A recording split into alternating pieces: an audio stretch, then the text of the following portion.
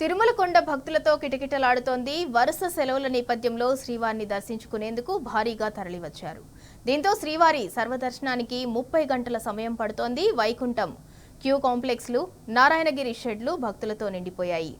శిలాతోరణం queue line వరకు భక్తులు వేచి ఉన్నారు. క్యూలైన్లన్నీ నిండిపోవడంతో యాత్రికుల వసతి సముదాయంలో ఉంటూ శుక్రవారం ఉదయం సర్వదర్శనం క్యూలైన్లోకి రావాలని భక్తులకు టీటీడీ విజ్ఞప్తి చేసింది. దీంతో భక్తులు యాత్రికుల వసతి సముదాయాలు, శ్రీవారి ఆలయం, ఇతర ప్రాంతాల్లో ఏర్పాటు చేసిన సాధారణ షెడ్లలో సేద తీరుతున్నారు. మరికొన్ని రోజులు ఈ రద్దీ కొనసాగే అవకాశం ఉందని అధికారులు భావిస్తున్నారు.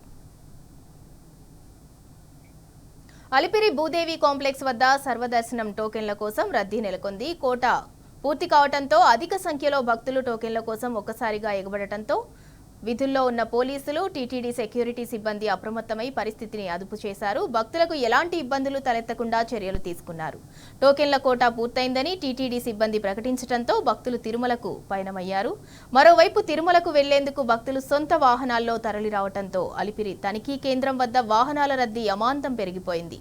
అలిపిరి తనిఖీ కేంద్రం వద్ద భద్రతా సిబ్బంది క్షుణ్ణంగా పరిశీలిస్తుండటంతో వాహనాల తనిఖీకి కొంత సమయం పడుతోంది. అలిపిరి ముఖద్వారం వరకు వాహనాలు బారులు తీరటంతో రద్దీని నియంత్రిస్తున్నారు.